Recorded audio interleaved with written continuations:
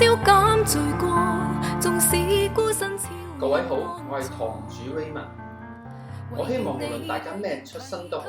都可以享有金石文化嘅興趣同埋權利。今日我喺香港大埔太和寺同大家分享一件美物，就係我手頭上呢一方壽山石2號礦蕩陽綠河蝶形下扭欖形章。作品係壽山石老料嘅2號礦洞黃巢洞印章，典型蕩陽系結晶洞石。佢質地堅結，細緻通靈，微至半透明，光澤銳利如玻璃嘅，硬度高於普通嘅高山石，上手有沉醉感。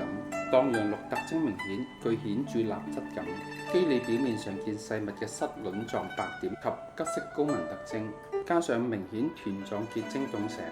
色彩青綠之中帶黃氣，耐人尋味，就好似啤酒玻璃樽，石性穩定唔褪色。2號礦因為早年開採多靠爆破，市場上大塊冇裂純正嘅極為稀缺。小堂呢件印材作品難得尺寸方正大裁，質地堅結，市場難得一見。作為千挑萬選嘅物品，非常稀有，亦都係收藏壽山石必備嘅石種，收一件就足夠啦。過去從雕刻角度壽山石雕刻分為東門派同埋西門派，而從國際玩家嘅角度過去分為日韓風、港澳風、南洋風。從神州各省嘅玩家近20年又分為粵風、港式傳統風、洋玉風、滬風、京風等等。滬海風偏向於宋明文房戲嘅氣韻，好有個人風格。當中嘅表者有陳達、